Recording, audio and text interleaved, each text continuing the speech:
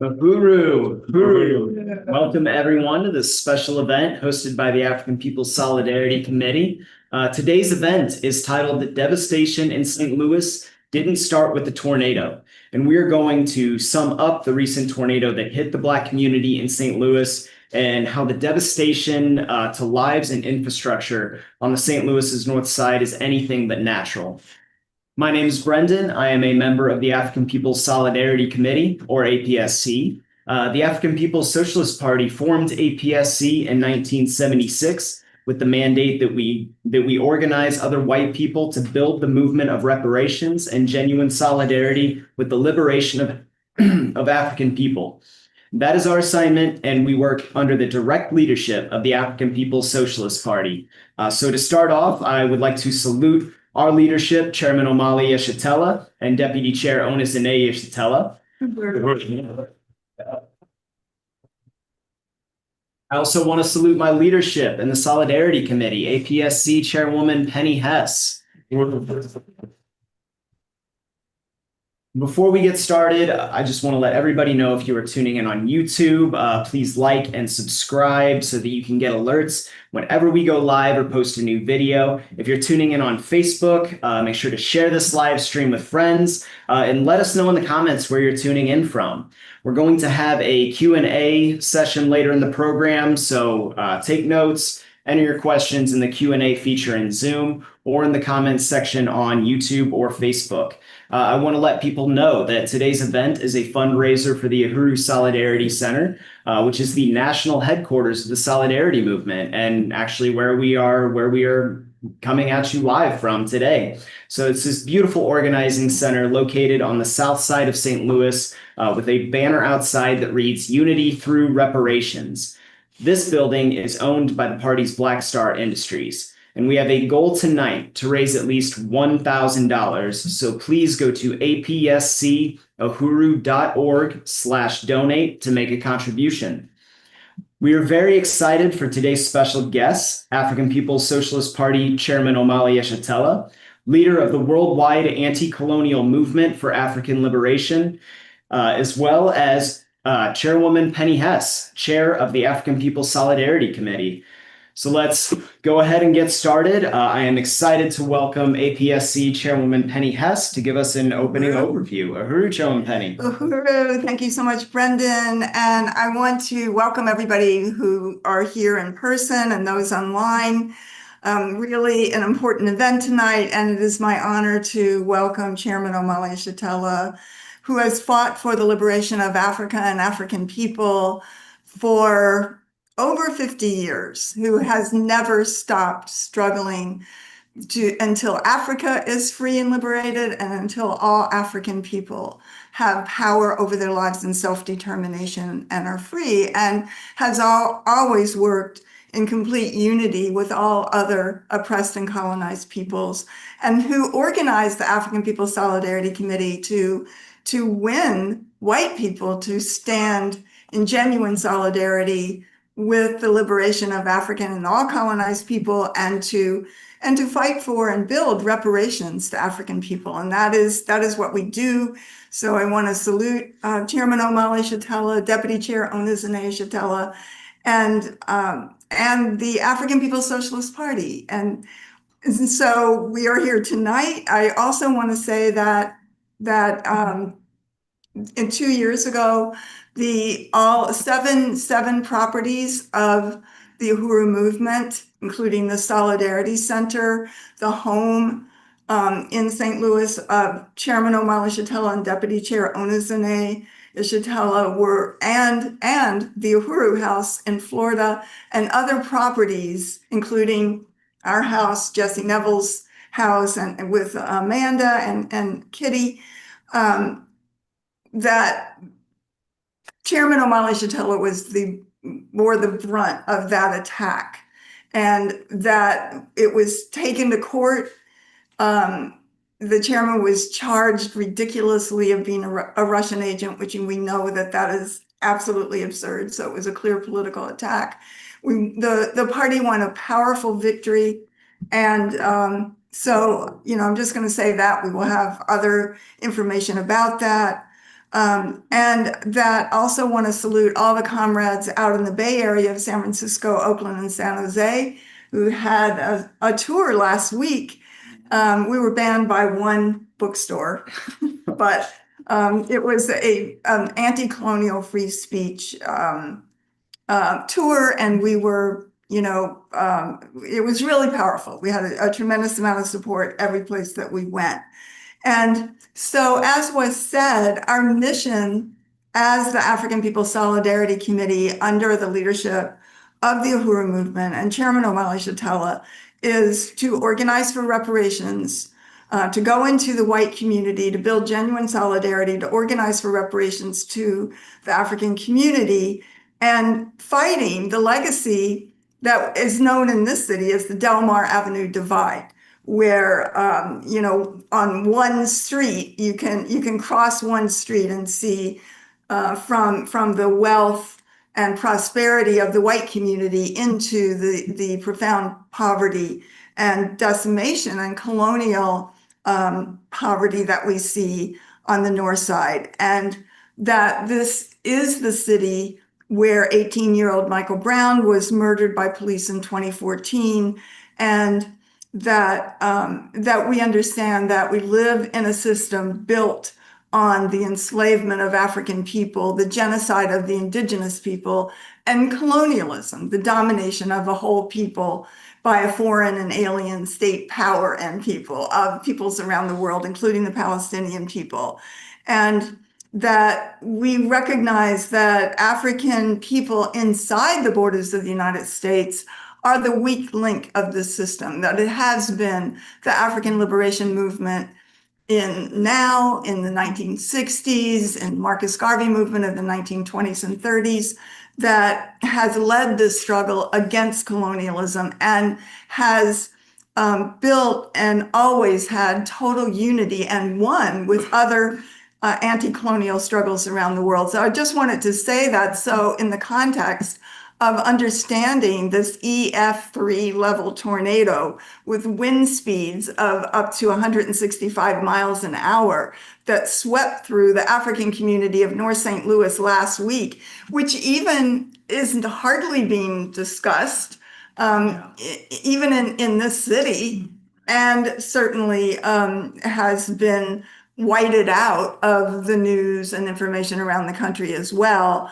And that colonial tornado caused at least 7 deaths and wreaked massive destruction of more than 5,000 homes on the north side of St. Louis. Yet the government of the city of St. Louis has done nothing for the people.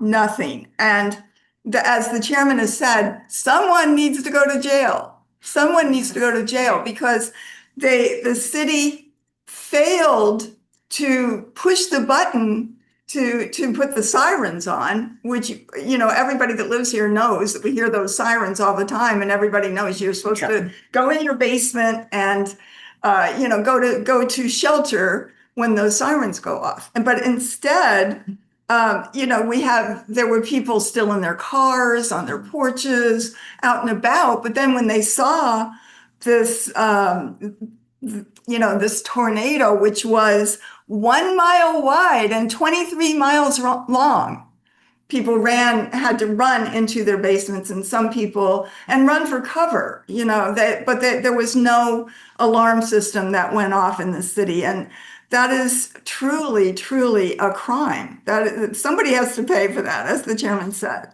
And the programs of the African People's Socialist Party and the Uhuru movement are located right where the tornado came and its greatest brunt, on the West Florissant corridor of North St. Louis. That took a direct hit, including the basketball court that they had built for the community, the community gardens, the buildings targeted for a radio station, a community radio station that they're going to, they're already applying for the license for in North St. Louis. The roofs came off of several of the buildings, including the home of Chairman O'Malley Shatella and Deputy Chair Onizene Shatella, where their roof was destroyed. And then the city came and gave a red sticker saying that their house was condemned, even though as they were working on building and repairing the roof almost immediately. So the way that this city is moving, people talk about how in Florida and places that have hurricanes, where the city comes forward and gives each household $700 to deal with food that they lost in their, fridges, and they immediately get help and federal help to repair all the damage. None of that is here. And the African community is treated as a criminal community, as the chairman has said. And I know Chairman O'Malley Shatella has put out various demands that for the city, and I'm not going to go through all the demands, but they're very just demands. And I just wanted to say also, the thing that we have to understand from the white community, a few statistics. I want to say that according to the St. Louis Federal Reserve Bank, African people in St. Louis have 16 cents in wealth for every dollar that the white community has. So that is the disparity. That is the true Delmar divide. And that this tornado hit other local towns where the conditions and services in the white community were very different, where the median household property values in other cities, including Clayton, et cetera, are about $800,000 per family in some of the suburbs around here versus a fraction of that, of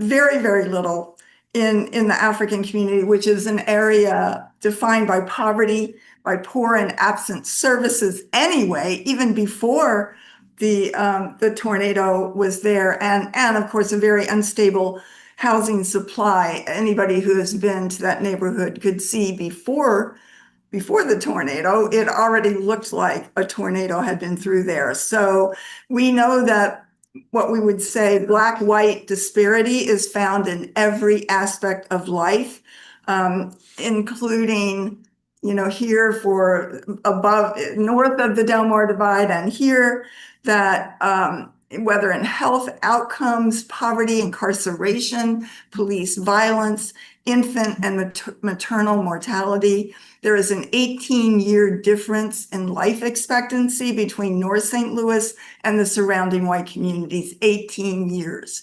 That African babies, Black babies in North St. Louis experience infant mortality 3 times higher than babies in the white communities of the city. And that overall in US prisons, I just wanted to say as well, how the prisons are used to lock up African people, and to just note that I had a slide there somewhere, but that in India, let's say in India, which has a population of 1 billion, I just wanted to show that because I would see how that's written, 1.4 billion people in India, and it has a little over 500,000 people in prison. So the United States has 334,900, how do you say that? 334 million, 334,900,000 people in prison. I'm sorry, population, but 2 million people in prison. So, that shows that prisons are used as a political tool because the majority of those in prison are African and other colonized people, other Mexican, indigenous. And if you took out the African, Mexican, and indigenous prison population, you would have a very small prison population in the US. So it's used as a colonial tool against the conditions, against the struggle of African and indigenous and Chicano, Mexicano people to live and have control and self-determination over their lives. So the work of the Uhuru movement has always been to address these conditions, to bring power to the African working class community. This is what the chairman has worked for and done, to have liberation, self-determination, the ability of self-government of the community, of African people, to liberate Africa as their homeland, and to recognize that this land is the stolen land of the indigenous people. So, basically this EF3 tornado that hit the city in last week created a life and death situation for North St. Louis, but for Clayton, they actually, I read that, for example, in Clayton, they had all of the debris completely cleaned up by Saturday morning. But here, North St. Louis is still incredibly devastated, and it's a much deeper thing because of colonialism. And I do want to just also say, I'm not going to go into this as much as I was going to, because we can do this in another webinar, that because it is in the news, because the struggle of the Palestinian people is in the news, I do want to say that, first of all, we from the African People Solidarity Committee are very, very clear that we will not walk over the bodies of African people in this country to get to Palestine. And by that, I mean that the relationship of the African People's Socialist Party and African people with the Palestinian people goes back to day one of the African liberation movement during the 60s and during the work of the African People's Socialist Party. This is one of the African People's Socialist Party's first publications, called A New Beginning, The Road to Black Freedom and Socialism. And in it, from their first Congress that the party ever had in 1981, is their resolution on Palestine, 1981. So it's always been there. The chairman has spoken very, very powerfully at many, many Palestinian events in San Francisco, throughout, in Florida, and throughout the US, and even in Europe, and et cetera. So we want to make that point. The party has statements in solidarity and their unity with Palestine from 1981, from 2014, from 2021, just over and over again. You can look through the party's works and see they stood and do stand absolutely irrefutably for the people of Palestine. And that we can't say we support the people of Palestine while ignoring or not taking a stand of solidarity with African people and certainly indigenous people right here. That is opportunism. That is forwarding a political agenda. That relationship, as I said, is among the colonized, and we can stand in solidarity. We can get to Palestine by standing in solidarity with the African Liberation Movement, which has a 100% relationship. As the chairman said, we are Palestinians. African people are Palestinian people. So yeah, so I just want to say that we support the demands that have been put out by the African People's Socialist Party. We unite that the city must act to funnel massive resources into the North Side community. And there's already been, there's ARPA money, which is the COVID money that the city has, that they have not dispersed. They have not given that out to the African community. There's the RAM settlement money. I mean, this city government has a lot of money, of billions and hundreds of billions of dollars, and yet they withhold the resources to the North Side and to the African community. And the chairman is calling for a community-based reparations land trust, which I think is really, really powerful, and where the land would become the community, the wealth of the community collectively. So, and we unite that the city must employ Black contractors and pay the residents. So many African community residents use their own trucks to take out the debris, but they need to be paid for that. And took responsibility. That, as the chairman has said, the community came together and took on the responsibility collectively of the cleanup work. So we are raising resources tonight for our center here, which is a building owned by the African People's Socialist Party, and we were not damaged in any way in this colonial tornado.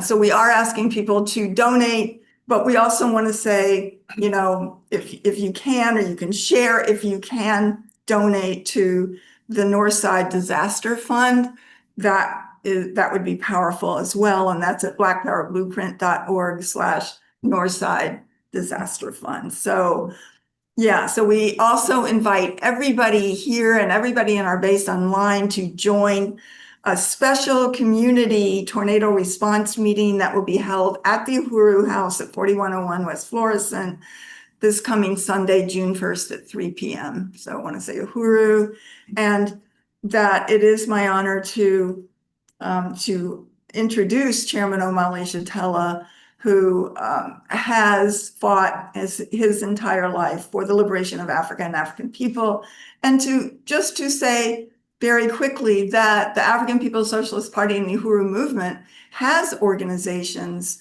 in the Caribbean, throughout Africa, and a huge base in Johannesburg, South Africa, as well as in California and in other cities throughout the US. So just want to salute you, Chairman. It is very much an honor to have you here today. Uhuru. First of all, I want to express my appreciation for the convening of this really important meeting. And part of what makes it so important is the presence of the people who've come out on today and who are participating via social media and what have you. It's important in part because what we are taking on are the consequences of colonialism. If what we are talking about, and we shall talk about it in Comrade Penny, I hope that, and everybody, that you can hold me to a relatively disciplined presentation, because I know there's some things that you want to raise. But I do think it's important to be able to draw out an understanding here about what the struggle is about. We looked at landslides, for example, in Sierra Leone, when mudslides, when rain, hundreds and hundreds of people killed there. We see similar circumstances in Haiti, various places around the world where colonialism exists, where foreign and alien forces control the lives of the people. You see these kinds of consequences. That is to say, even though people would, the government and its pundits would like to say what happened in St. Louis is a natural disaster. The disaster that happened was not natural. In the city of St. Louis in 1972, this government initiated what they called a Team 4 plan. It was something that had been put together by the Rand Corporation. It was an economic development plan for the city of St. Louis. And this plan called for the purposefully deterioration of the African community. They called it let it rot. They called it benign neglect of the African community. This was done on purpose. Anybody who has ever been to St. Louis, when the first time I came to St. Louis and went through North St. Louis, it blew my mind. I thought that something disastrous had happened before. When you go through St. Louis now, it's hard to make a distinction of what happened subsequent to the tornado and what was there before the tornado. And this is the reality that we live with. This is what colonialism is. And a problem is that the narrative in this country and much of the world has been for the longest period of time that what we are supposed to be struggling for is struggling against racism or struggle for inclusion into the existing social system. And what that does is normalize the oppression, normalize colonialism. It requires African people not to fight to escape from the stranglehold of colonial domination, but rather to try to become a part of the colonial domination, which is ridiculous. And of course, it doesn't work. But it puts African people on this vicious treadmill. So you can run as fast as you want, or work as hard as you want, but you never get any place. There's never any accomplishment, because colonialism is parasitic. It's a parasitic social system. And that's what I want to talk about, that it's not just people, some people recognize the existence and horrors of what capitalism, and I've heard people say this is disaster capitalism. No, colonialism. Colonialism is what gave birth to capitalism. And any people who consider themselves Marxists or studied political theory, political economy, will learn that. What Marx talked about, he had to ask and answer the question of how in the hell did capitalism get started? And he said part of it was turning Africa into a warren for the commercial hunting of black skins. He said it was in turn the indigenous people in this land into the mines, bringing up gold and silver. He said it was the attack on the India that was referenced here. So that something like 50 million people in India were killed as a part of the process of developing this thing that we call capitalism today. And the Indians and the Africans and the Palestinians and the colonized people around the world still oppressed and exploited through this process. I just think it's important. Comrade Penny mentioned something about the billion or more people in India, and they have far fewer people in prison here. That's the case. The truth of the matter is India itself was a prison under colonialism, under British colonialism. And if the Indians had fought instead to integrate into the British colonial system, then this discussion wouldn't be happening.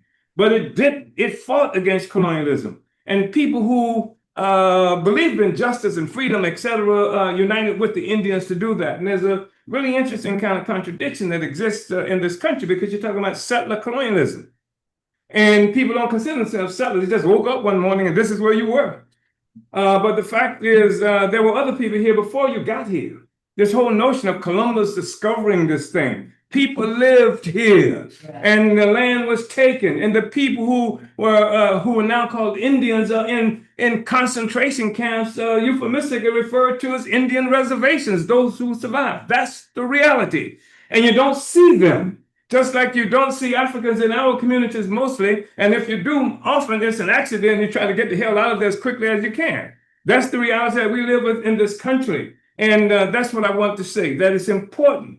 It's important that we live with this stuff every day, and it's so ubiquitous, the oppression, exploitation of African people, of indigenous people. Half of Mexico was stolen in 1848. Half of Mexico was stolen through war and what have you by this country. And so this is something that's been brought into bold relief by the people who are struggling today. Palestine. Free Palestine. Free Palestine. We say that easily. The fact is that there was no such thing as a world economy until Portugal 600 years ago attacked Africa and began to drag Africans out of Africa, and went to the Canary Islands and what have you. They started the sugar plantations that brought energy and sugar to Europe, who didn't have access to sugar like that. Only the wealthiest of people in Europe had sugar at that time. And then through this process, all of Europe began to engage in the process of taking Black people from Africa. Even if you look at the Americas today, it was defined by the struggle of Europeans who became Europeans in the process. Before slavery, there was no such thing as Europe. There was just contending tribes of people who lived, who now have become the white man. The white people, etc., didn't exist. And groups who identify themselves primarily in relationship to each other. And the process of enslaving people and the process of colonizing people is the thing that united this group of people. So now they don't identify themselves primarily in relationship to each other. They identify themselves primarily in relationship to us. And there's an economic basis for what happens. So I don't want to talk about racism. I don't give a damn about racism. I don't care if white people like us. And the only time anybody cared about it is because white people had guns and said, like me or die. This was the kind of relationship that's existed. We want to have normal relationships with human beings in the world. Well, no slaves and slave masters, no bosses and workers and this kind of stuff. That's what we are fighting for. And that's why when we came to St. Louis, when they murdered Mike Brown in this city, everybody knows Mike Brown was murdered. It's not a secret. People saw not just Mike Brown, people saw the military forces that came into Ferguson. People saw the murder of other Africans. Have seen it. You know, it's been televised and whatever. People saw the murder of George Floyd and whatever. It's no secret. They do this to Black people. And when we talk about this huge prison population in this country, we're talking about if the Africans, the indigenous, and concluding Mexicans and other people like that were removed from the prison system, 2/3 of the people in prison would be gone. That's the condition of it. It's the colonized who occupy these prisons and what have you. And so colonialism, the colonizer makes the law. The settlers make the law. Stolen land, stolen labor. And the ones who stole the land, stole the labor, made the law to justify the theft and trying to take the land back a crime and trying to take the labor back a crime. When African people escaped from this enslaved colonial slavery, we were committing a crime under this system right here. And I think it's important to say that. I want to say further, this government when they attacked us in 2022. When they attacked us because we were engaged in tremendous work in this community. We were taking these decayed buildings, caving in and stuff like that. Where they couldn't work, we destroyed them. We replaced them with legitimate structures and what have you. We brought economic development to the community. That's what we were doing. And not just economic development. When people, children, African children, are playing basketball in the streets because there's no place for them to play, we spent $160,000 to build a basketball court so the children can see the future. They can see the sky and not see something that limits them to the circumstances imposed on them by colonialism. And this is the basis of the attack that the United States government made on us. Yes. To say that we were working for Russians. What an extraordinary claim. When we talked about reparations, the Russians told us to do this. When we put economic development plans in our community, the Russians told us to do this. And this is necessary. Why is it necessary? Because if, in fact, we were doing all of these things, it's a criticism. The fact that we are doing it is a criticism of the government who has us in this situation that we're in by virtue of doing the work. And so the government cannot recognize, cannot acknowledge what is happening to African people. So rather than acknowledge it, they say that a crime is being committed by us. This is extraordinary. Mm-hmm. And the crime is being committed in Gaza by Palestinians who are simply trying to free themselves. And one of the most insidious things about colonialism, especially settler colonialism, like in Palestine, and when I say Palestine, I'm talking about all of it. From sea, how does it go? From river to the sea. I'm talking about all of it. When this whole thing of land, taking the land from the people and dispossessing the people, you got settlers who born in Russia, in Milwaukee, and things like that, who come and take the people's land. And then, like any thief, the first thing you do is you scratch the name off. And it used to be Palestine, now it's Israel. And like any thief who steals something to try to disguise the fact that it belongs to somebody else, they put their own name on it. So it used to be Palestine, now it's Israel. And now the people from Milwaukee and people from Russia and what have you who took the land call themselves Israelis. And the Palestinians are dispossessed. And they have to disappear the Palestinians because the existence of the Palestinians is evidence of a crime that's being committed against the people. So they don't even exist. Move them out of Palestine. Move them into Jordan. Move them to any other place. And what's left of Jordan, what's left of Syria, because they're taking that as well. So this is the kind of reality that we are confronted with. And the land question is a critical question. In this city, I mentioned to you the Team 4 plan. And this was something that, again, the Rand Corporation created this for the city of St. Louis. And this city, the biggest landowner in this city is the city government. And the city government is a huge landowner because what it did was it created the first so-called, what do they characterize this thing as, land bank in the country. The first land bank in the United States was created here. It was created right after the 1972 when the Team 4 plan came about. The land bank, they created something called the LRA, the Land Reutilization something. And the thing is that they're supposed to be curing blight. I hate it when the colonizers start helping you, you're in big trouble. So they're curing blight, they said. And in the process of curing blight, they've taken people's property for taxes. And then they take people's property for code violations. So you got these old African women who are widows in many instances who can't repair the stuff, etc. And they use this as the basis of taking the land. So all kinds of land have been taken. Like I said, the first LRA, this is where the blight is being created by colonialism itself. Gaza is a blight. Yeah. But they didn't do that. But they have an LRA in Gaza. You got all kinds of people talking about taking the land of the people in Palestine right now. They took it once before, and now they don't want the Palestinians to even have anything at all. And so this is the kind of situation that we are confronted with. That's what we're dealing with. So we've created programs that to negate colonialism. I am the chairman of the African People's Socialist Party. Our party exists not only in the United States, but it exists in various places in Africa. Penny mentioned Johannesburg, but not just. We're in various provinces in South Africa. We're in Namibia. We're in Nigeria. We're in Sierra Leone and various other. We're a small organization. But we're in these places because we understand that the struggle of Black people in the world has run into its limitations when it's fought within the context of the borders that have been created for us by the colonizers. Africa, we're one Africa, one African people. And people like to refer to the United States as this. How do they characterize it as some kind of nation of immigrants? It's this garbage. The fact is that Africans didn't come here as immigrants.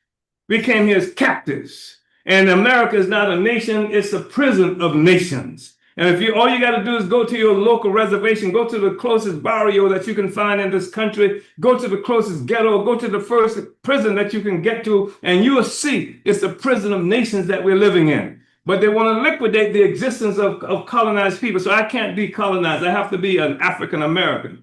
That's the best thing they've ever called me. You understand? Before that, the words, the terms that they used to define us were even worse than that. And African America is not a good concept.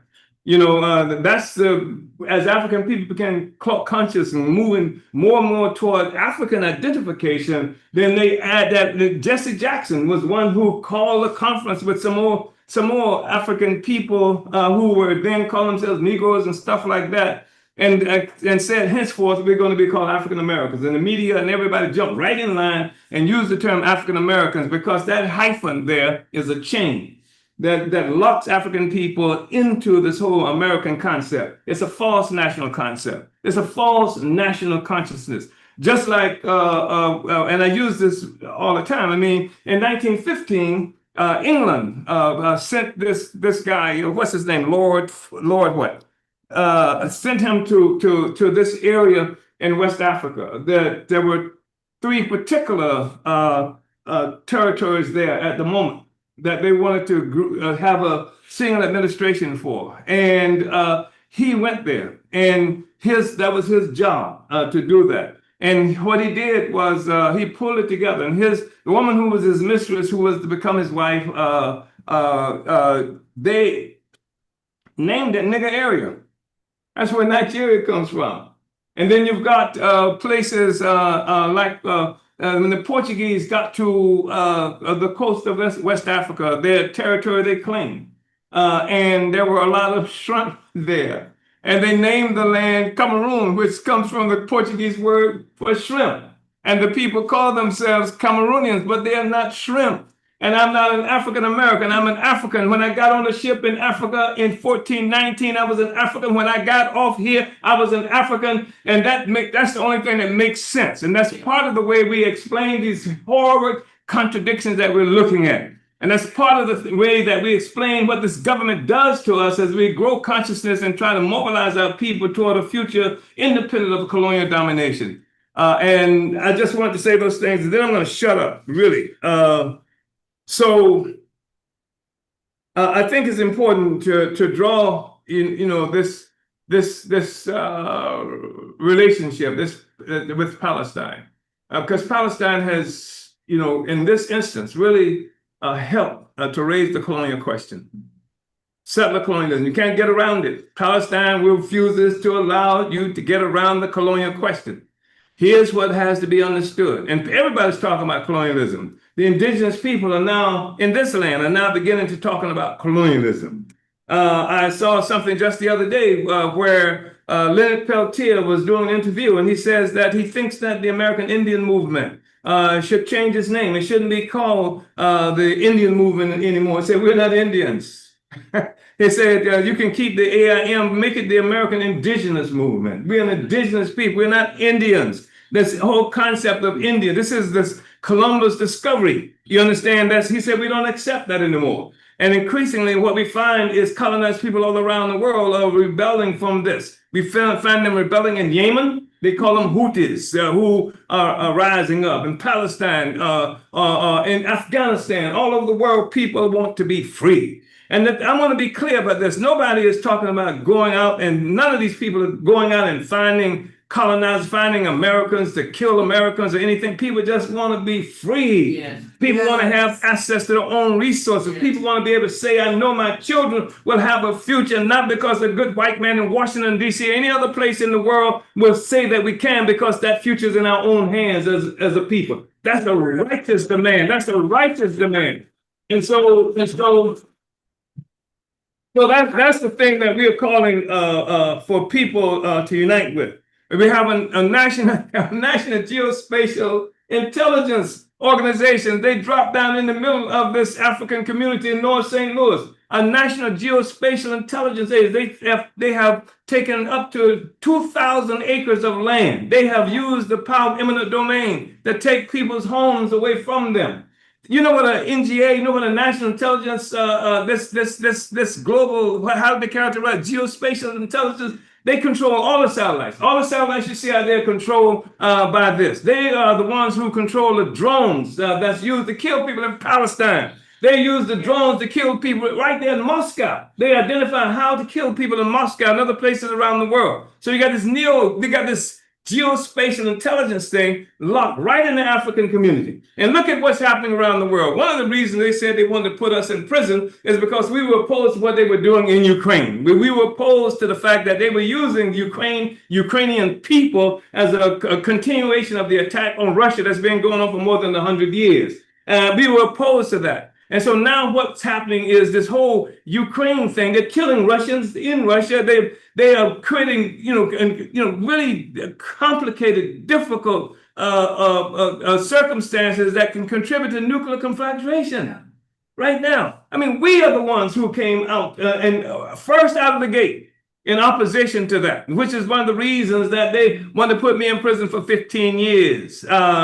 And now, if the Russians should decide, if this thing leads to some kind of nuclear war, and the Russians should decide to hit back, where are they going to hit? I ain't have a damn thing to do with it. Like Muhammad Ali said many years ago. Ain't no Vietnamese never called me nigga. And then we can go that to the Russians with this as well. You want me to hate Russians because you hate Russians? Right. You're out of your mind. You understand that? Non-black people who I know have Russian last names.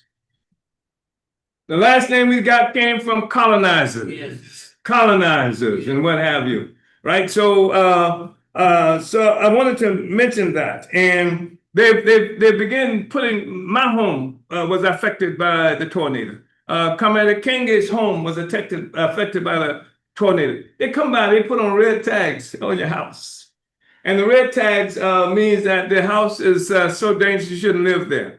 And this is without even going in the house. They said it was an external examination that they made, and the roof is bad. So this is what they said. I think they gave 10 days or something like that for people to do something. There are people who are out of their homes, people are in tents in front of their yard, say, I'm not going anywhere. The African community removed remarkably, extraordinarily, even though the government said that people should not self-deploy. That's what the mayor said. Yeah. People should not self-deploy, but the people did self-deploy. They said that people should not exercise agency. The people did exercise agency. And if the people hadn't done that, then we'd still be wading up to our necks in the debris that was there. And so the people began to do this, and the people began to feed each other. People sat up on corners and what have you. And a whole bunch of people who wanted to unite with the struggle with condition of black people. White people from here on the south side, white people from Illinois brought in, all kinds of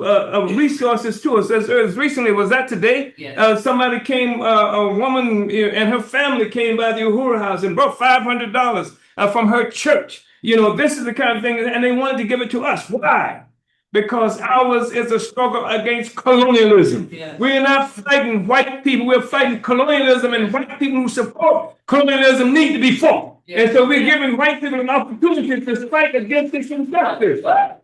And so that's what it is that we're doing. And I just so they put red tags. And so if there are predators around, then those predators know that the red tag, you can go and do what you want to do there. They brought in the National Guards. Yeah. That sounds like Katrina in 2005. Yeah. I don't know, there are young people here who might not remember Katrina in New Orleans in 2005. So you had Katrina, this flood. and that destroyed the African community. And what the government told the Africans to do is to evacuate.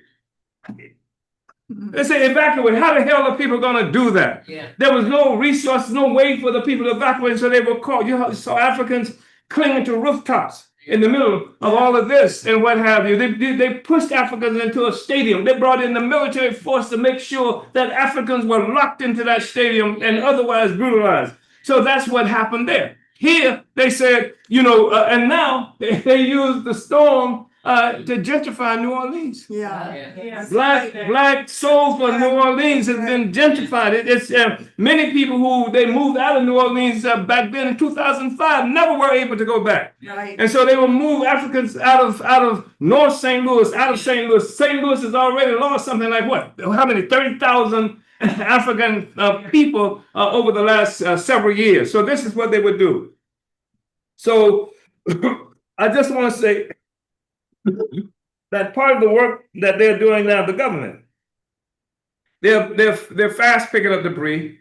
They brought in forces from different states and what have you. They're fast picking up debris. There should be no evidence if it's up to them that how they have treated this African community. No obvious evidence. Yeah. And that's important because on the very day the tornado hit, I went to Mokabees, which is in South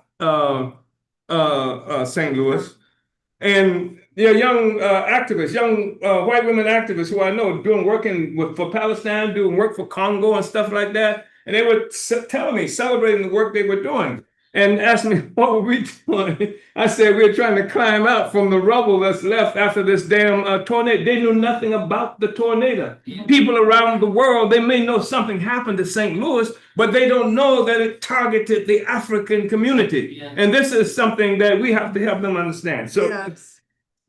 so given an opportunity, they'll take the land again. They'll have another land grab in the African community. They'll deepen this process of pushing the African population out. They'll try to make St. Louis a majority white city. They claim it is now. But the St. Louis, there's such a rich African culture in St. Louis, like in New Orleans and what have you. Yeah. And also people living, the people, St. Louis, this is a place where there's a parade that Africans have in St. Louis every May. It's been happening for 100 years. I don't know any place in this United States where Africans were able to do anything consistently for 100 years. Right here in St. Louis, it's deep cultural kind of connection, and they would destroy it if they could. And I've spoken too much. Thank you, Uhuru.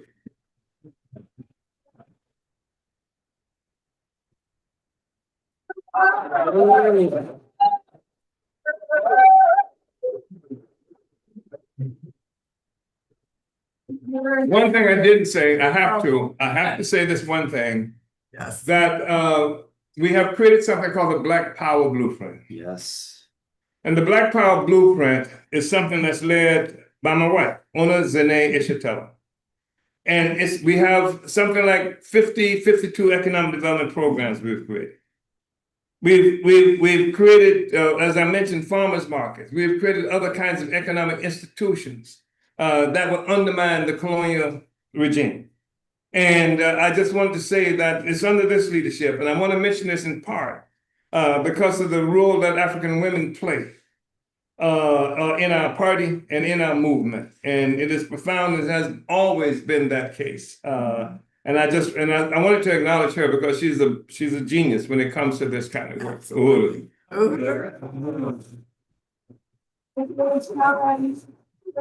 Chair Onizane and Chairman, that was incredibly powerful, really, I'm sure mobilizes everybody who's here that we have to take on. We have to organize in the white community in solidarity with African people. And I really want to salute you and everything that you just laid out and the unity with that. I want to show some slides that Jesse had put together. I'm a little bit out of order here. No worries. Remind me when I get out of order, but Jesse does great slides. yeah. So let's show that, and we're going to be able to have Q&A with the chairman Yes. in a few minutes. So, we can have discussion and just really want to express my unity with everything that you were laying out, Chairman. Uhuru. Thank you. Uhuru, Thank you so much. Uhuru.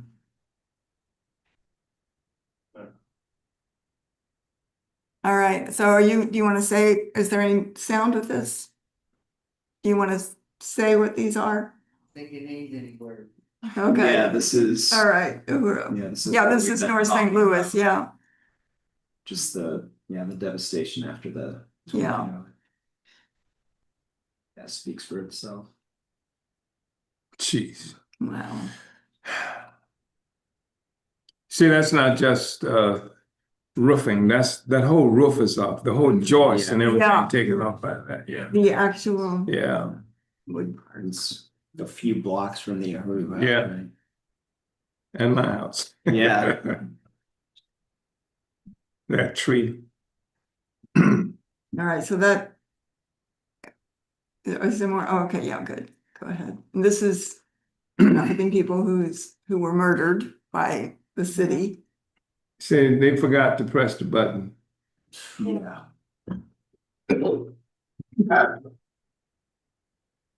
Somebody's got to go to jail. These are from the volunteer days of the Black Power Blueprint. We had something like 42 volunteers on, was that Saturday? Yeah, Sunday. Sunday, that 2 days after 42 volunteers came out to help work with this. Well, could you go back to Since the? then, How's that? since then as well. Yes, yes. Uhuru, and this was Deputy Chair. This is Deputy Chair Onis Shatella and others who. This is part of the giveaway. That the chairman was talking about. There were friendly forces from Illinois and from other places that brought all kinds of resources, diapers and water and food. Plus, For the community. Uhuru, a bakery cafe, had resources that were going to be lost because something like 100,000 people were without power. So there's no electric power. So we That's came right. out and cooked, from the bakery cafe. That's happening right there. Yeah. And you didn't see the city out there at all, but Nope. you did see contractors from Ameren from Texas. Yeah. Like Oklahoma. the day Yeah. after. Yeah. And it's like the city didn't know day of and didn't let the people know, but apparently Ameren knew with enough heads up to get people out Yeah. there from Texas and Oklahoma. So they know. The African man in the picture on the bottom right, his name is Larry. He came out and Wait, could you go donated a back? chainsaw Okay. to the effort of taking down these trees in the community. He just pulled over and pulled out a chainsaw and showed us how to use it. Right on. Yeah, I'm not sure if everyone online could hear, but yeah, there were just people from the community coming out, offering their time and their resources, chainsaws, and I mean, just really. The thing that's really remarkable is the unity of the African community. Mhm. Yeah. It was not just unity. It was people who were articulating a celebration of the unity, of how we are united. The people really, it was extraordinary. Yeah. Wow.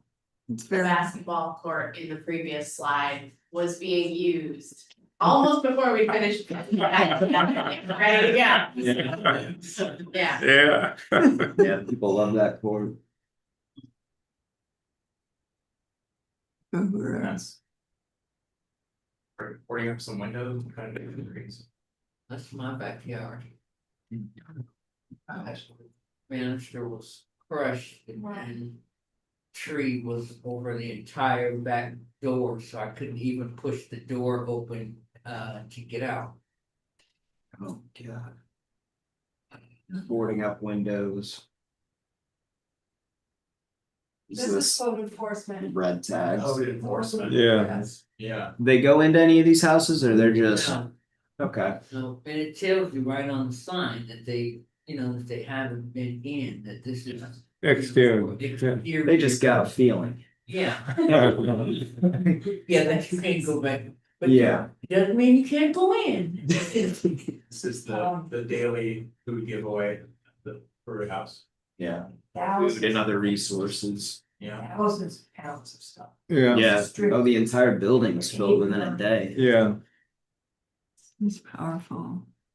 We think we're gonna be, we think that there's a lot more resources that's gonna be coming, especially from Illinois. And we think we'll be able to put them in the Uhuru, on the move trucks and go throughout the African Oh, wow, communities with that's them. great. Yeah, Okay. Great. that's the deputy chair's idea. Yeah, it's brilliant. Yeah, This is before and after the tornado relief volunteer work in the Black Power Blueprint. You can see yeah, what a difference. Wow, yeah, it's great. yeah. There's more trees uprooted than still in the Yeah. ground. It's- Wow. Mhm. This is from the press conference. The press, by the way, is boycotting anything that we have to say. Yeah. They want the narrative of the mayor to be the prevalent, to be the prevailing narrative. Is she even saying anything?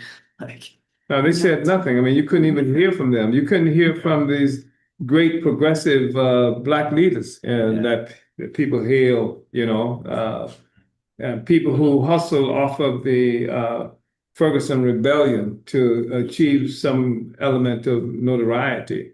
So people voted for them, but they haven't said anything. You haven't heard from the former mayor, who was an African woman.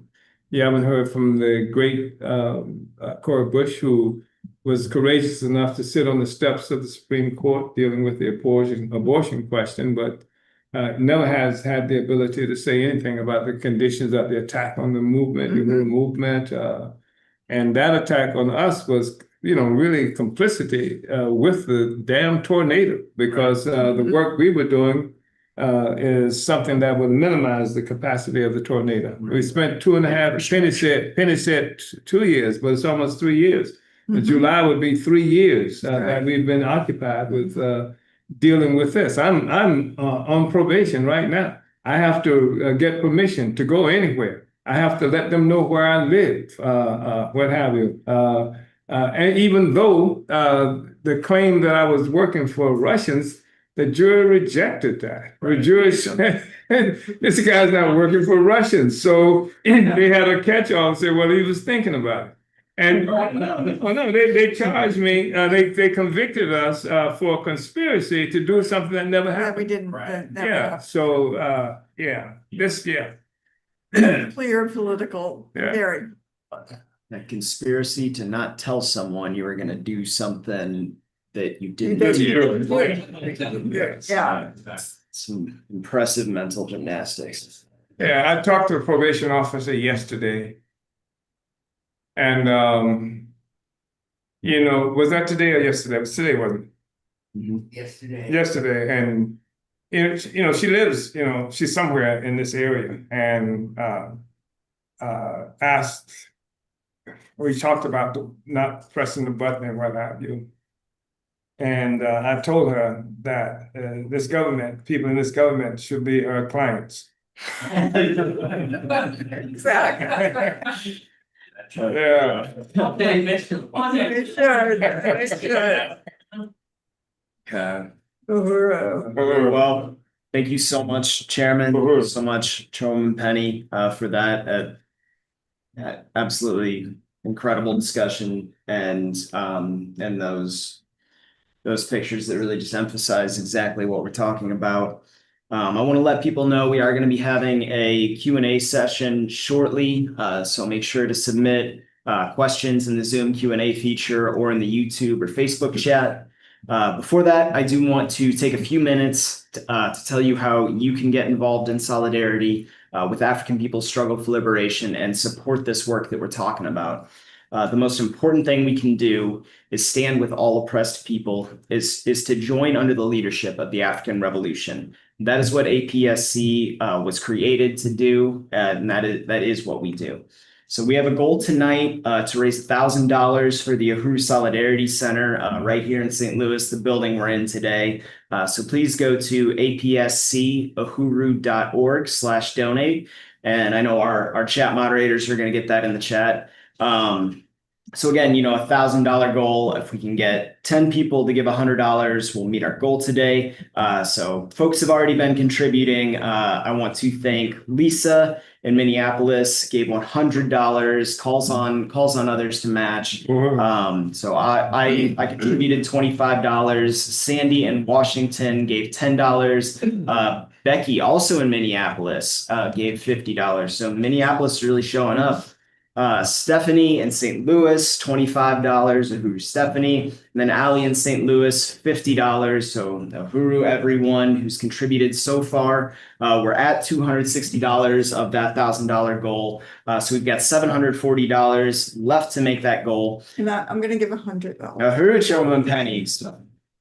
That's 640. So we're 140 away from being halfway. We're so close. The funds we raise in these APSC events go to the expenses of the Solidarity Center here in St. Louis. And this building is owned by the African People's Socialist Party, and APSC is responsible to develop this building and promote as we build this movement for white people's reparations to the African community of St. Louis and everywhere. It is the headquarters for the African People's Solidarity Committee in St. Louis and around the world. So I believe we have some slides. It was raided Yes. by the federal government that used armored vehicles and flashbang grenades and terrorized comrades Amanda and Jesse in the apartment that they live in upstairs. And so that's something about the significance of this, because in the past, the government has been able to attack the African community. They killed Fred Hampton, they killed Malcolm X, they killed Martin Luther King, they killed all kinds of people, and there was no response from the white community, or very little. Right. In this instance, the existence of the Solidarity movement made it necessary for them to extend the attack on the white community. And the objective, of course, was to terrify white people, to isolate white people, so you wouldn't have the courage to step forward. And so, just helping this building, supporting this building is very, very, very important.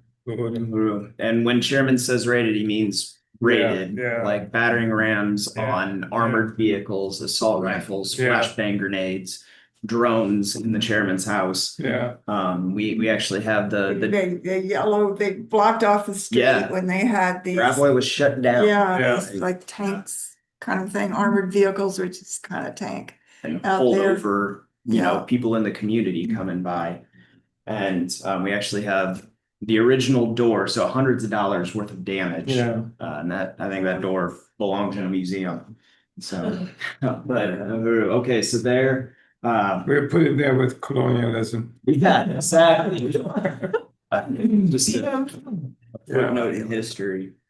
So the African People's Solidarity Committee is unique in that it is a strategic front of the African liberation movement behind enemy lines. So in the white community, led by the African People's Socialist Party, founded in 1976. So you can see one of the old Solidarity centers there. Ours is a little updated. So Uhuru, next slide. So the mass organization of APSC is the Uhuru Solidarity Movement with members in 130 cities in the United States and Canada. Next slide. APSC is a cadre organization. This means we adhere to African internationalism, the worldview of the African People's Socialist Party, which is a worldview to change the world, not just to analyze it. It is a theory that demands practice. As if this is the first time coming to one of these webinars or anything, I'm sure you can see right now by everything we're talking about. So the national headquarters of APSC and USM, there it is the Uhuru Solidarity Center at 2654 Gravois Avenue, St. Louis, Missouri. So beautiful building.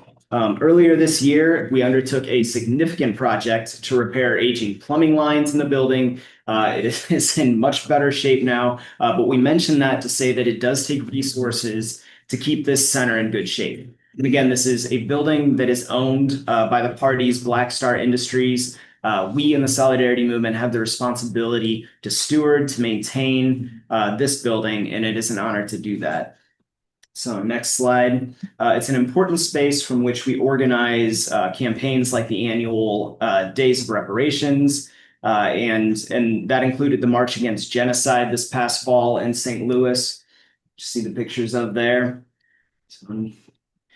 And saluting everyone who participated in the Uhuru Solidarity Movement's annual national convention. This was held in March this year, and it raised over $20,000 in reparations to Black Star Industries. Uhuru, yes.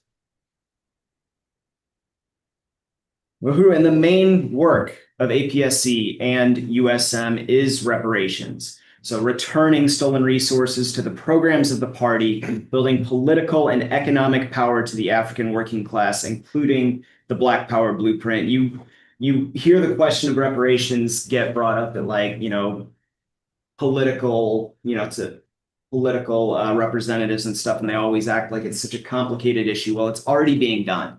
So these programs are already being built in St. Louis, and it's right there in the name. The blueprint is there. All that work has been done. The resources just need to be turned over now. So in the Uhuru House, Uhuru Foods, and Black Power 96, 3 FM radio, and the Burning Spear newspaper, these are all just brought about through reparations. So you can see that the reparations are reparations in action. What the podcast is called. You can see them right there. Next slide. So following the May 16th tornado, the Uhuru movement did not miss a beat. The Uhuru House on West Florissant became a center for donated supplies to be distributed to the community. And you saw earlier just, how devastated the community was and how incredible a lot of this is. A lot of the work that's been done has been. So the Uhuru movement organized volunteer days to mobilize people to come out and help with cleanup and recovery. It's been nonstop, relentless. So next slide. Another critical front of all the work under the leadership of the party is the Hands Off Uhuru, Hands Off Africa campaign that is pushing back the state attacks on the African liberation movement and leading the struggle for anti-colonial free speech. So, which I think everyone can agree, is under attack right now. And if you unite with the party, that's the best way to fight back against this. Uhuru. So the Uhuru Solidarity Center, this is a vital resource for people from the white community in St. Louis to come together, to plan, to organize events, as well as community outreach, fundraisers for reparations, and solidarity with the Black liberation movement. We want to call on you to contribute to the work of APSC and this center. Go to apscuhuru.org/donate. You can make a one-time contribution or become a monthly sustainer, like Michael, Virginia, Leah, and so many others who give every month. Let me get to my other tab, check some updates. Uhuru Amanda donated $40. Maureen, $100. Uhuru John McCarthy, $25. Comrade up in Chicago, I believe. Yeah. Awesome. So happy you're on with us today. Becky, 50. Yeah. Minneapolis. So we are over halfway, $525. So just $475 to go. And again, you can donate at apscuhuru.org/donate. Thank you to Uhuru. Hallie. $20 from Hallie right here. Uhuru. 25. Uhuru, 25 from Chair Jesse. So awesome. I just did 20 online. Uhuru Kitty, 20. Excellent. Right. I did 50 online. Oh, Ruby. Is awesome. And and Lisa's frantically keeping up with us. Excellent. So that puts us at 640. So 360 left, remaining for this goal. And I want to thank everybody who's contributed so far. Let's keep it going. There's no reason to stop, just because the webinar is concluding, which it's not yet. So let's keep going to reach that goal. We're going to keep announcing new contributions throughout the rest of tonight's program. And I do want to make a call. Another incredibly important way to take action right now is to join the African People's Solidarity Committee. You can go to apscahuru.org/join and fill out the form. Someone from our membership office will contact you within 24 hours. We can get started on the new member process, which includes political education and getting to work. Again, this is a theory that demands practice, contributing your skills and strengths to our mission of winning millions in reparations to the African liberation struggle and building a huge, powerful movement of white solidarity with Black power under the leadership of the party. And this is the time to bring all of these stolen resources from African people for hundreds of years back to the African Revolution. So join today. Go to apscahuru.org/join. So I guess now we're going to go ahead and head into our Q&A. Before we do that, I do want to recognize where we have people tuning in from, and thank you to our chat moderators for putting this together for me and making sure everybody's informed with links and all of that.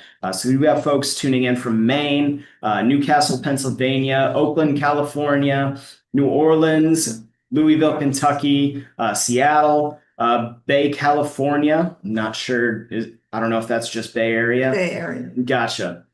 Okay, and I know we've got plenty from St. Louis here in the house tonight, and Minneapolis has been contributing. So salute to all of our comrades here and in Minneapolis as well, and any other places that I might have missed. Okay, so let's go ahead and head into our Q&A.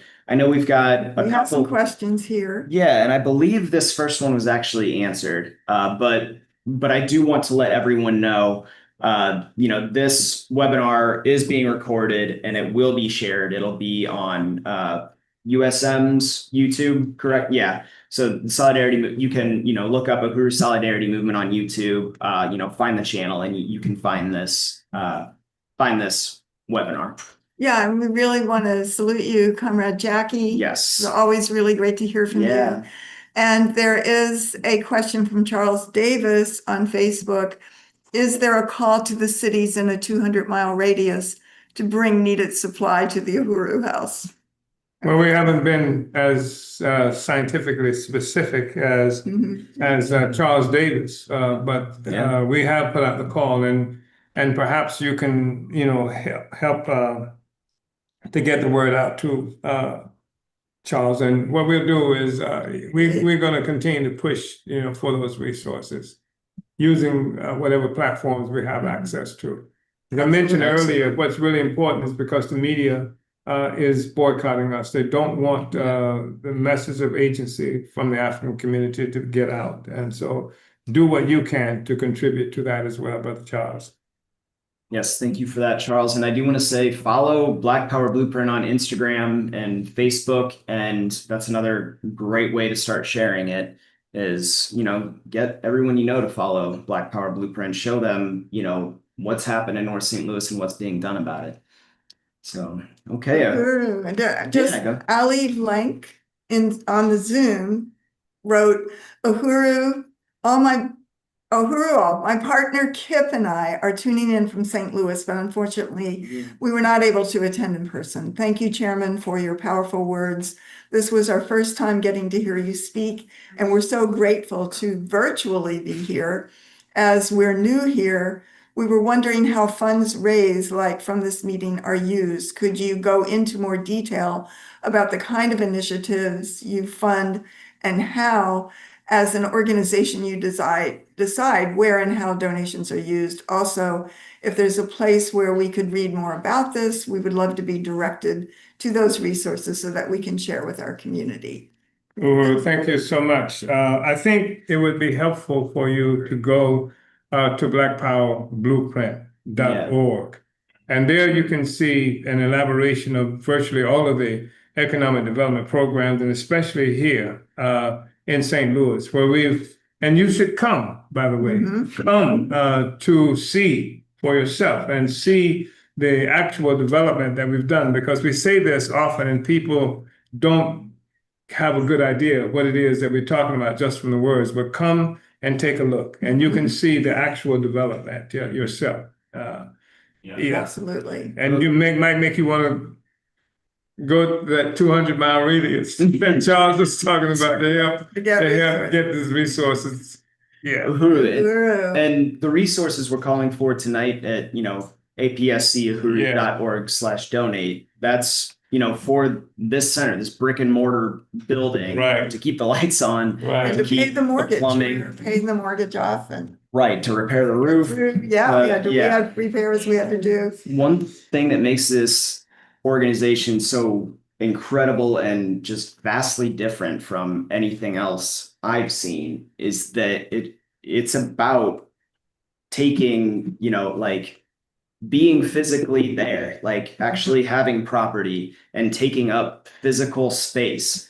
Like that's And the dual power, Yeah. the whole struggle, politically, that's called dual and contending power, which is actually what these programs are of the African People's Socialist Party. They're real on the ground. yes. It's not, like the chairman said, it's not a struggle against racism. It is a struggle for power in the hands of the African working class and African community. And Ali, you can also, I invite you to come out and take a tour of the Black Power Blueprint. Like you can look at it online, but you can also just You come gotta and see it. Yeah. Like, it's, we'd love to give you a tour. Yeah. Like, Yeah, and what Camille, right, Yeah. was saying that, how people just jumped right on the basketball as soon as the tornado was over. They had to roll it back out because the thing was rolled up by the wind, but sport mat. yeah, so. Well, thank you for that, Ali. May I? Yes. This does not address specifically that question, but I think it's important. You inferred it. Now, the thing is that we're talking about organizers, and protest is wonderful sometimes. Mhm. But the work that we do is to occupy space. There's no revolutionary movement that's ever happened in the real world that did not occupy space. So we're talking organizational space, we're talking ideological and political space, and we're talking about real territory on the ground.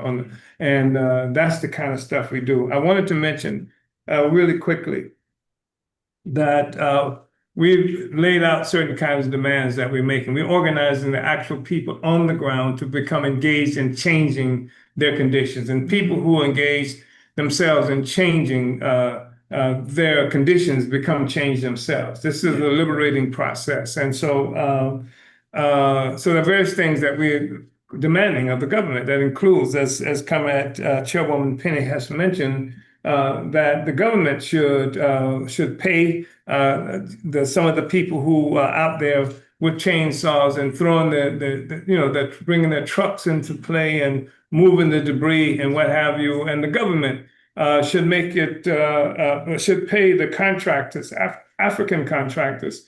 Part of what this does is circulate money, capital inside the African community that contributes to development, and that's the thing that should be done. And we should require the government to do that. And I want to say that Jesse Todd, who is a former alderperson here in St. Louis, and he has worked in this city for decades. And 40 years ago, he initiated something called the Todd Plan. 40 years ago, he did this. And the plan was to speak to the kind of impact that the Team 4 plan, the Let It Rot plan was having in this community. And it's very good he was a member of the Democratic Party he was on the Central Committee for 20 years or so. And the current mayor was on the board of alders when this was approved they never did anything with it. Right. But it should be easy for her to unite with this. And it calls for jobs for all. This is dealing with the colonial question, not just the tornado, not just colonialism as expressed itself with the tornado. Jobs for all who want a job and guaranteed annual income for the disabled, elderly. Drug treatment on demand. Vacant houses that are boarded must have all windows and doors boarded up on every floor. at the owners of the Land Reutilization Authority, LRA expense. If that had happened, the decay, the buildings that we looked at that were destroyed, most of them would not have fallen. Money used to tear down houses will be given to families to fix up vacant houses. Code enforcement must be the same for vacant houses as for occupied homes. If the LRA property is not sold within a year, it will be sold to an individual for $1, and the individual will be given grants to fix up the property. Tax credits and/or grants will be given to families, not big developers, to fix up vacant houses. Seniors, disabled, and low-income owners will be given grants to make needed home repairs. Grass on lots, alleys, and vacant buildings will be cut and trimmed as needed. Trash will be cleaned up off the property at the owner's expense. And parks will have supervision, equipment, and supplies. This is just a plan. This feels from the Democratic Party. It's not some extraordinarily, radical thing, except it is. Right. Yeah. Yes. Thank you, Chairman. Yeah. Uhuru, yeah, salute to Jesse Todd for all his incredible work. Uhuru, we do have another exciting donation. So salute to Deputy Chair Onizane for $100 contribution. Very exciting. So it puts us at 740 of our $1,000 goal. Oh, and Uhuru Ali says, thank you for your answer and for these resources. We'd love a tour and we'll definitely come in person ASAP. Right on. Yeah. Looking forward to helping out in any way we can. Thank you so much, Ali. Yeah. It's addictive, Ali. You come, you might not want to leave. It is very amazing. So I know we're kind of over time, but I do want to say, we did say that we would have discussion. So let's say we'll take maybe one. I think if anybody here wants to ask anything in this room. we do have like 5. Oh, we have more questions. We've got Okay. like 7 minutes. We have 7 no minutes. time. Oh, okay. Anybody here have any comments or questions? Other people want to go. Yeah, my name's Callie Uhuru. I just first want to appreciate that presentation, Chairman. That was so powerful. You just covered everything in just one presentation. And just quick comment, something you said years ago, a quote by Malcolm X, who says, revolution is based on land. Yeah. Which I think about that all the time, from Palestine to also your own house, your physical land that you live on. And my question is, you mentioned your home being condemned with the sticker, and I'm sure hundreds of other thousands in that neighborhood have the same thing. Yeah. Right. And from my understanding, you have 10 days to just totally leave your house and all your possessions and just it just makes no sense. It just seems illegal. Obviously it is. So I'm just wondering, is there is there a plan developed yet? I'm sure there'll be something, but maybe with in tandem with NENA, the Northside Independent Neighborhood Association, if it's affecting so many people, I don't know, a lawsuit. It just seems so ridiculous. It is. Cities can just be oh, you have to totally leave your house that you own and live on it. So, Yeah, but how do you know about the numbers of communities here that have been wiped out? yeah. Just gone. They used to be here. The University Essex SLU occupies part of the airport. It used to be an African community. Yeah. Runway there. Soccer stadium. So you have all of that stuff. It was there, and they took it from the African community. They would do it here if they can. Part of what we want to do is see if we can build off of Sunday's meeting, the meeting that we have Sunday, to help the community understand what's going on. In terms of people having 10 days and what have you to get out, there are conflicting things about that. They say one thing, and then they put up a sticker that says something else. The sticker that was on my house didn't say get out. Mm-hmm. But then the people who are responsible, who are on doing these press conferences on the radio, they're saying you got to get out, and so you having these conflicting kinds of reports, and they serve the same purpose of frightening people off their land properties, but people are really concerned. And there was one woman that I came to be familiar with who who put a tent in her yard and said she's not going anywhere. They've done that. And there are other people who have the same sentiment. So hopefully Sunday, hopefully we can do a good enough job to get the word out so that we have a decent turnout on Sunday and we can get a consensus from the population about where we want to go with that. And again, that's 3 o'clock at 4101 West Florissant. It'll be a public meeting open to everybody. Come on out. What are you saying? I heard. Oh, Oh, gotcha. I heard that donation was from DC and the chairman, so I heard chairman. Deputy Chair, owner's name Shatella, and Chairman O'Malley Shatella. Thank you very much. Very powerful. And yeah, so definitely want to call on people to come out on Sunday, because I think that the party will be putting out a strategy and, just going forward of really taking this on and how we can forward that struggle and African people are going to be free. And this is, pushing back this city and everything that it is attempting to do. I mean, so many people have compared it to Katrina and what happened and how just, if you were alive then, or if you remember it, of African people on their roof with the water all the way up to, to the roof, and the city doing nothing then. And yet they put them in a stadium. They took African people and put thousands in the stadium and all this kind of thing. So this is how this government, this is colonialism. This is colonialism that we're seeing. And this movement, the African People's Socialist Party, represents the struggle for power, self-determination, self-government. And it is very exciting, very, very exciting, dynamic. This is the world that we want to live in.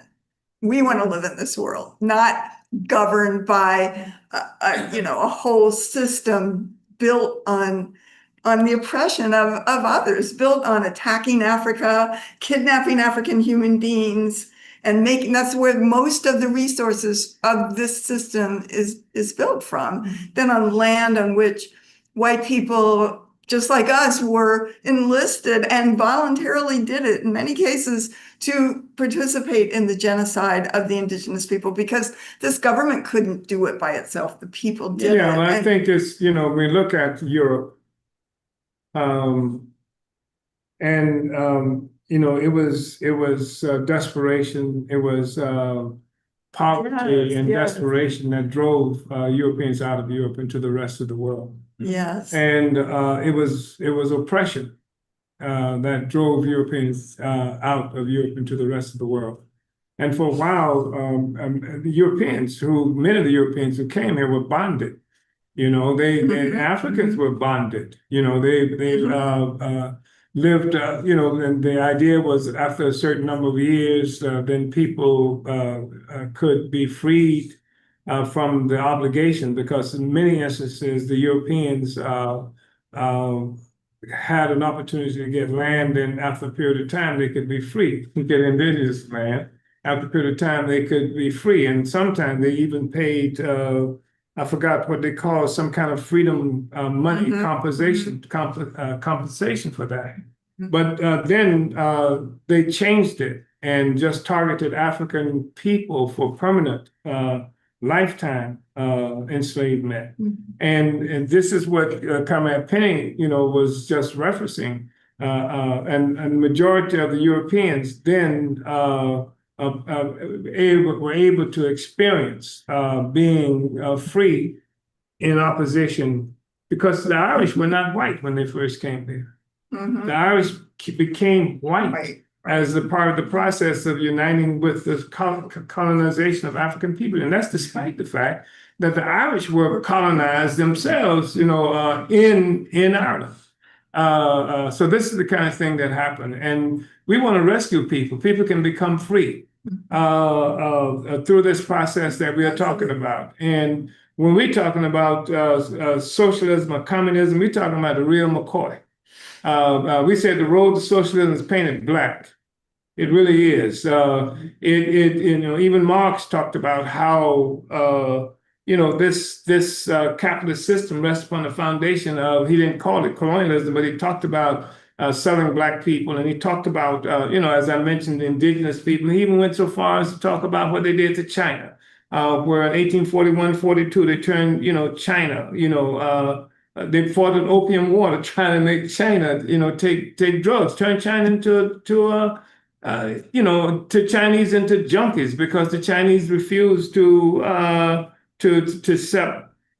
accept opium from the British who were getting it at the time, I guess from India, and for tea.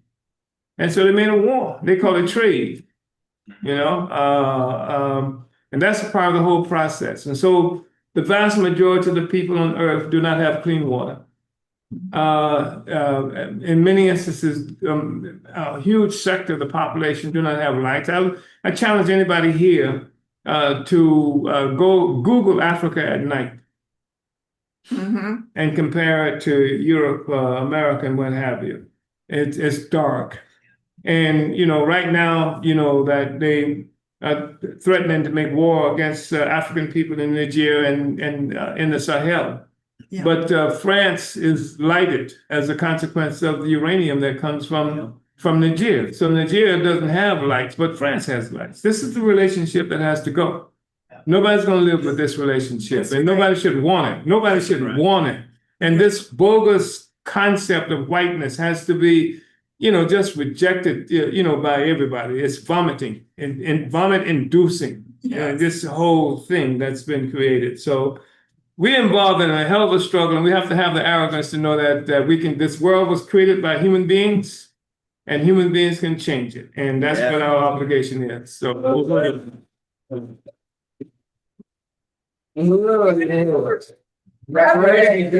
have a few more. We've got some announcements to make. We Okay. also have a couple more donations. So I do Okay. want to salute Comrade Johan in St. Petersburg and Wendy in Oakland. I also want to salute Amanda, who is our calculator tonight. And then if we can go to our announcements real quick. Okay, so while that's getting pulled up. So this coming Sunday, we were talking about it just a little bit ago, June 1st at 3 p.m. Central, the International People's Democratic Uhuru Movement is holding a Black Community Tornado Response Meeting at the Uhuru House at 4101 West Florissant. For those in St. Louis, Missouri, you can join in person, and anyone not in St. Louis, you can tune in from anywhere on the International People's Democratic Uhuru Movement's Facebook page, as well as the Burning Spear TV YouTube channel. Next slide. So mark your calendars for the next APSC study happening on Wednesday, June 11th at 6:30 p.m. Central. We'll be talking about the theory of African internationalism. What is it? What makes it different than any other political theory out there? And why it's in white people's interest to become African internationalists. You can register for that study at apscuhuru.org/study. Next slide. From July 6th to the 13th, the Uhuru movement is hosting I'm doing this. Uhuru. I'm going to bring on special guest, U.S. Senate Chair Jesse Neville. Uhuru. Let's give a round of applause for Comrade Brendan. Let's go, Brendan. Uhuru, everybody. I'll be really quick here, but I just wanted to salute this powerful event. Salute to Chairman Amalia Shatella and Chairwoman Penny Hess. And Uhuru. And I really, really want to thank all of you for coming here. And everybody on Zoom, and I want to make a special shout out to everybody right in front of me here in the Uhuru Solidarity Center. Right on. And you heard tonight about the fact that the U.S. government, the FBI, they attacked this movement. They attacked Chairman Amalia Shatella and Deputy Chair Ona Zanea Shatella, and they attacked this building and the African People's Solidarity Committee and the Uhuru Solidarity Movement. And the primary target was Chairman Amalia Shatella and the African Revolution. And as part of that, they attacked this building to try to scare white people away from standing in solidarity with Black power. and reparations to African people. And the fact that all of you are here is testament to the fact that they failed in that mission. So give us a round of applause. Give all of yourselves a round of applause.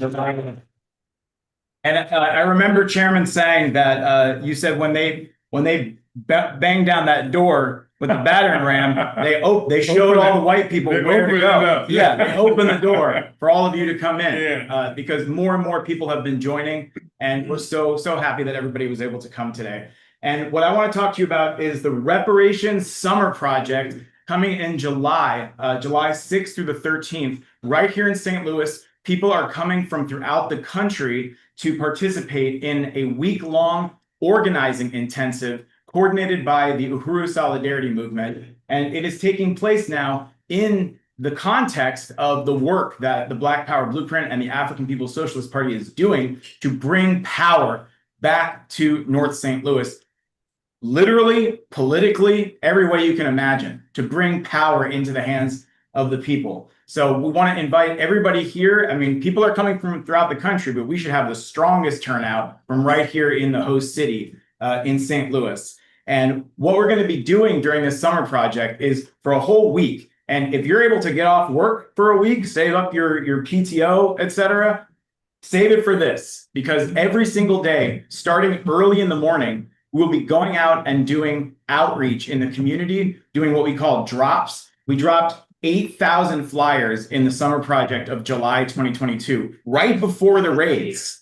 So before, Really important. yes, it was. So before a newspaper, if people still get newspapers, but before a newspaper with the news headline about this building getting raided hit people's doorsteps in all of the neighborhoods in this area, before that, they had already gotten one of our flyers or one of our brochures in the weeks leading up to that raid. So it was really important, and we're going to be doing it again this summer in this community. And then throughout the day, we'll be doing more outreach, trainings, political education, studies, and also participating with the Black Power Blueprint and with a new program that USM has launched called the Reparations Investment Company, where people can volunteer, people with skills and without. You know, you can learn those skills, but people who are interested in doing construction work, carpentry, electrician kind of work, plumbing, roofing, all these kinds of work that go into building up these properties,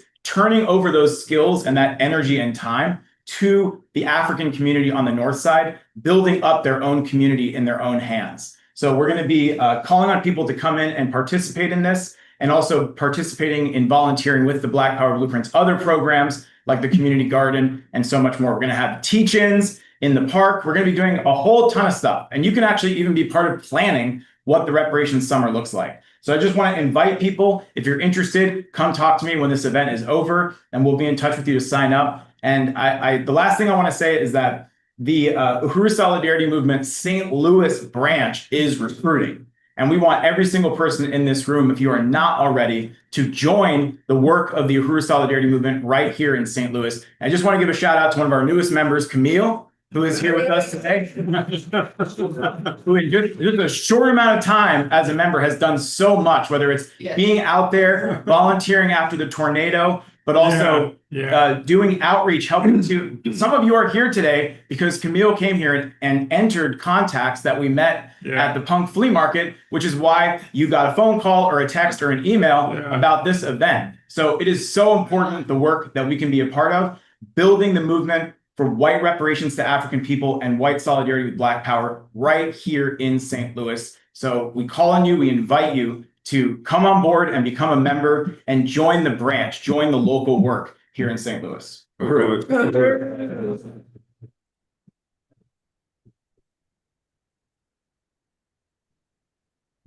Thank you, Chair Jesse. So where are we? Okay. Subscribe to the Burning Spear News and subscribe to get the Burning Spear news and analysis sent to your email inbox. Go ahead and visit theburningspear.substack.com. Uhuru, next slide. And check out the new One Africa Worldview podcast on youtube.com/@theburningspear. They're going live every Monday at 5 p.m. Eastern time, and you can catch up on past episodes as well. So next slide, a reminder to tune in to the White Lies Shattered series on the Reparations in Action FM radio show and podcast. You can listen Fridays at 3 p.m. Eastern Time, 2 p.m. Central on Black Power 96.3 FM in St. Petersburg, Florida, or you can get the episodes on demand at ahurusolidarity.podbean.com or wherever you get your podcasts. Search for White Lies Shattered. You can also download the Black Power 96.3 app. So next slide. In addition to all of these incredible online resources, we are an organization of organizers. We are on the ground doing outreach, talking with people face to face. So we call on APSC and Uhuru Solidarity Movement members and supporters to read and distribute the best organizing tool we have, the Burning Spear newspaper. Now is the time to order bundles of the June issue. Go to theburningspear.store. And a reminder that you can find resources to support your spear distribution efforts at apscuhuru.org/spear toolkit. Next slide. So Uhuru Planet Reparations Apparel is clothing, accessories, and more that is forwarding the culture of white reparations to African people. It is an institution of Black Star Industries. So go to the online store at uhuruplanet.com to check out the newest design, Kick the Ass of the Ruling Class. Right there on the bottom right, a gorgeous shirt. So find details about these and more upcoming events at theburningspear.com/events. And then, so final tally for our donations, we're at $780. So strongly encourage everyone to keep supporting. Thank you all for your contributions so far. I just want to, make sure to visit uhurusolidarity.org and apscuhuru.org to learn more about the Uhuru Solidarity Movement, the African People's Solidarity Committee, and how you can become a member and join the work to build white solidarity with Black power and unity through reparations. So thank you so much to our special guests. I want to ask if either of you have any closing remarks before we finish up. Chairman. No, I just want to really express my appreciation, first of all, for having this opportunity to talk about the tornado and to help people, to those who may not be acquainted with the whole understanding and notion of colonialism, to understand it. To move from this empty concept of racism that requires African people to fight to integrate into the system of oppression as opposed to struggling against it. I'm really glad that you came, and I'm hoping that we have won, solidarity from you, with this struggle. So I wanted to say that and just express appreciation for the solidarity movement for making this happen, and all of you who've come out, and all of you who are with us via social media. Uhuru. Shout out Len in St. Louis, $5 donation. So, okay, we say solidarity with the North Side, reparations now, unity through reparations. Thank you so much.